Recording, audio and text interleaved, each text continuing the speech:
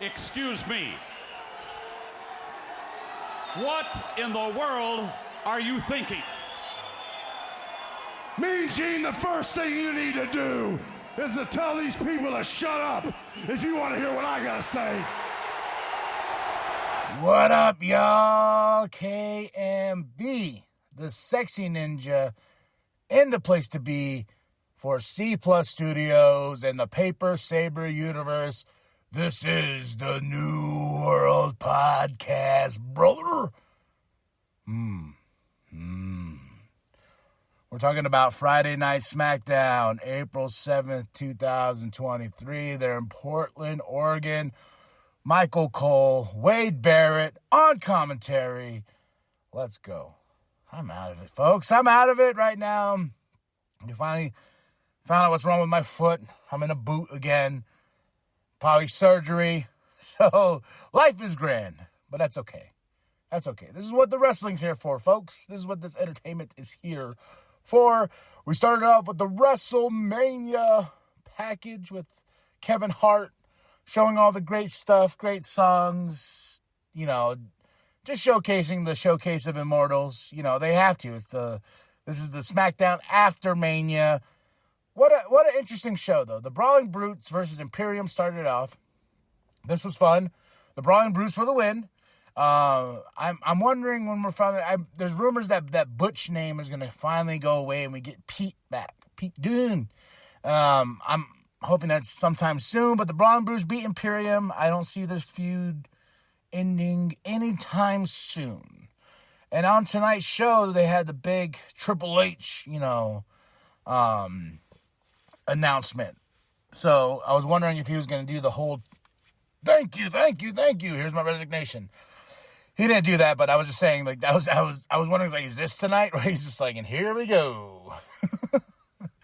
Because that's how I felt. If you listen to the review for Raw, that's how I felt it was going to happen. He was going to be like, thank you, and I'm out. But he didn't do that. He's just trying to reassure us as a watcher, as somebody on the couch, in the audience, like, it's going to be okay with all this shit with Endeavor and everything like that. And Vince McMahon coming back into creative and more rumors on that, man. I heard that like Vince chopped up that Raw script like crazy. That's why the Raw wasn't so grand. And, I was a little harsh on it. And, my blinders might have been on, being like, oh my God, fucking Vince. But these were two different shows. And this show felt more Triple H than the Raw show felt more like unnecessary chaos and steering the boat in 20 directions. So, but this show, I actually did have a lot of fun. Brawling Brutes for the win, beating Imperium. Cody Rhodes package from Raw, getting devastatedly beaten and torn apart by Brock Lesnar. I wonder if this is going to be Brock and Cody at Backlash.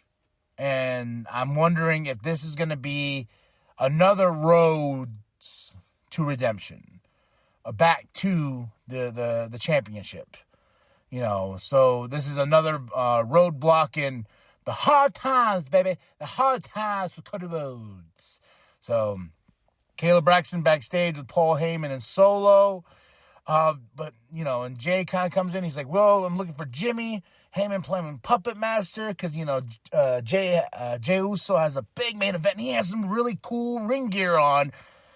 I'm wondering, are we going to start going with splitting the Usos up into more solo attractions?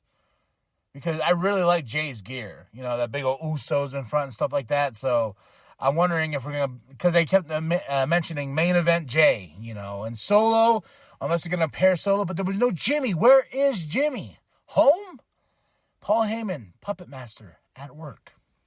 We had Ricochet versus Ivar with Valhalla, no Eric, so this was a fun match, though. Ricochet deserves the world, in my opinion. He's so great in that ring, whoever he works with. And this match just shows he can work with anyone. Anyone. And I feel he really needs a shot. I know he had a shot with the IC title and stuff like that. But I'm like, man, this kid deserves much more than that. Let's take him to NXT and he go gets the NXT championship. Something, Lord, something. He needs something because Ricochet is way too talented to waste. We had Kevin Owens and Sami backstage. Kevin's staring at those titles, and I don't know. This was a little weird. Like Kevin's just staring at those titles, and Sami Zayn comes in. And he's just like, hey.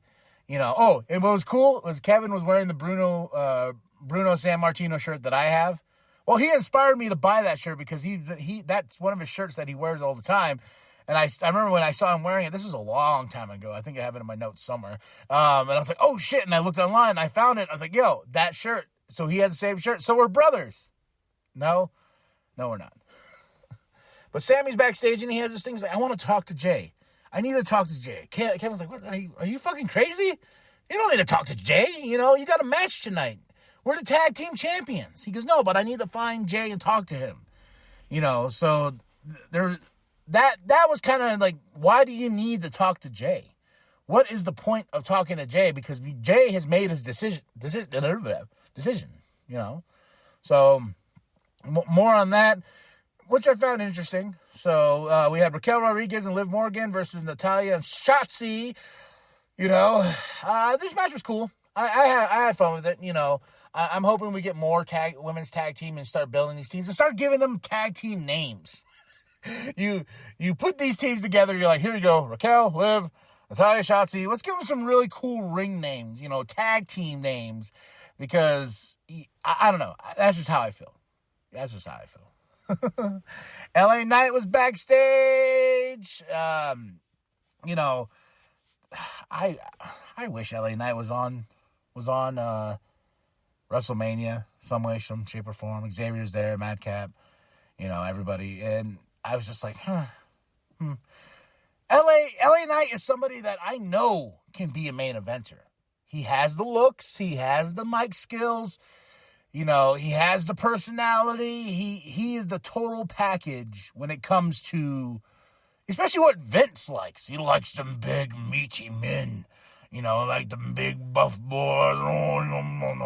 And, he don't like the small guys, but he likes them big, meaty men. That's what he likes, brother. So I'm like, LA Knight is, I feel, is the full package. Hopefully, IC title down the future, United States Championship, something for LA too. Don't waste LA Knight. All right, here we go. The big announcement from Triple H, okay? And I already see that. I put a smiley face, a sad face on my notes here.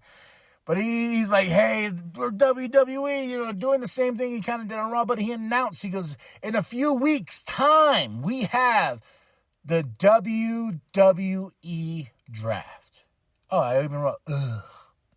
I don't know how I feel about that, because there was so many rumors and things about how Hunter wanted to, there's only one championship. Breaking it down to, that's why I thought we got the little tease with Rhea Ripley and Bianca Belair on Raw. He wanted one set of tag team titles, we're crossing over brands.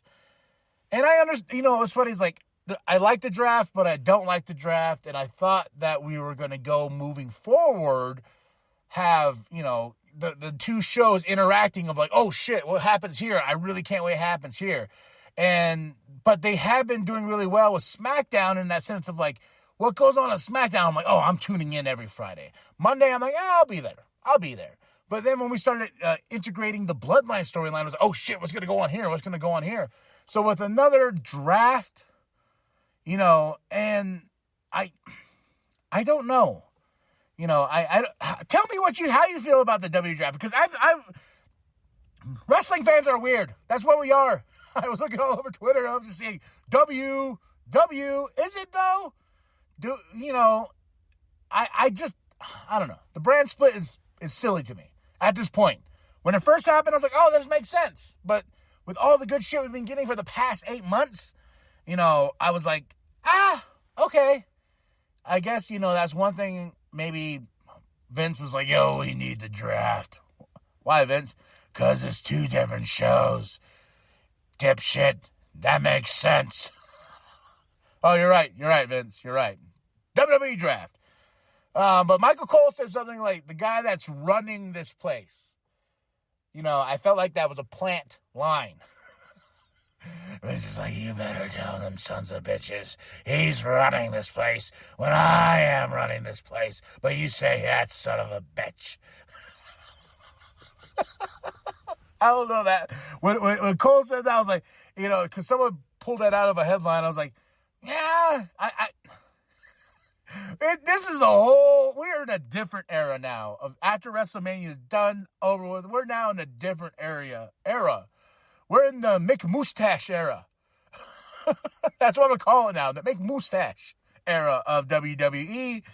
And hopefully Triple H can hold on to the reins some way, somehow, because Vince held on to Roman Reigns some way, somehow, to stay the champ. So, but Triple H gotta introduce our women's SmackDown champion, Rhea Ripley, with Judgment Day, and I like how she came out like she is the leader of that group, because she is the leader of Judgment Day, holding that championship, looking awesome. I was like, God damn, Rhea, well deserved, looking like $1,000,000, and Judgment Day's on the side. It's fine. Now let's get some tag team gold. Let's build this faction a little bit more. So we had Dominic, Damian Priest versus Rey Mysterio, Santos Escobar, the LWO, Latino World Order for life. Nice seeing those shirts. Nice seeing the Latino World Order. So Dominic and Damian Priest for the win.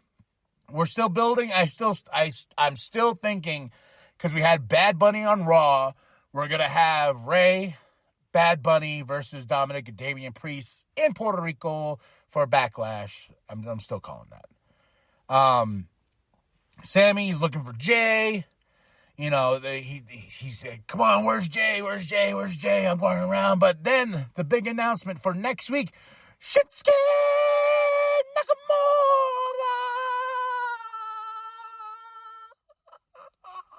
Nakamura is back.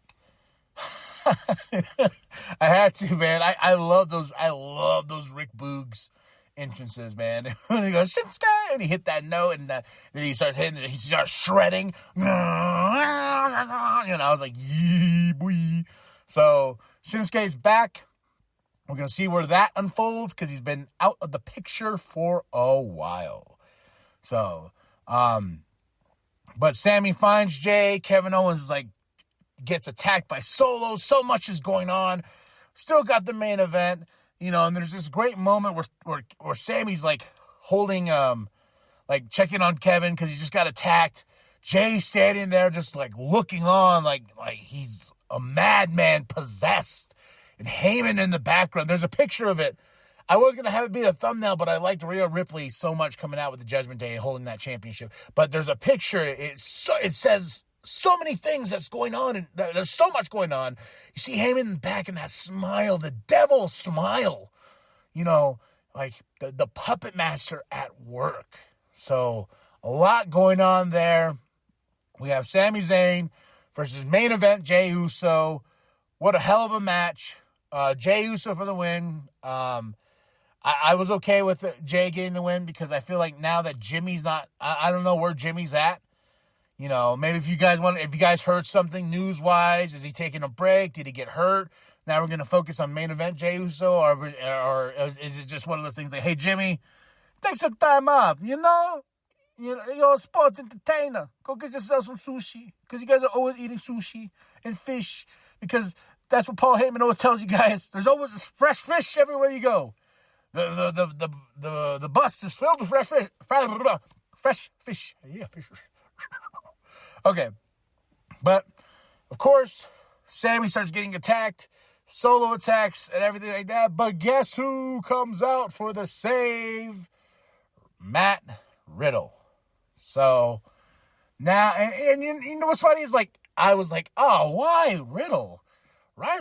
Where's Kevin? I was like, oh, Kevin was beat up, so that makes sense. And I was like, and then I thought about it again. I was like, oh man, Riddle had beef with the Bloodline. You know, I was going through my, it was funny. It's like, I remember when him and Roman went toe-to-toe for the championship on a SmackDown. Great match. I went back and rewatched it. That was a great moment. But Matt Riddle, and now I was like, oh, this makes sense. And now where are we going to go with this? You know, does Jimmy come back? Do we have a 3-on-3? You know, Jimmy J and Solo versus Kevin Owens with Riddle and Sami Zayn? So the end of the show, I was like, okay.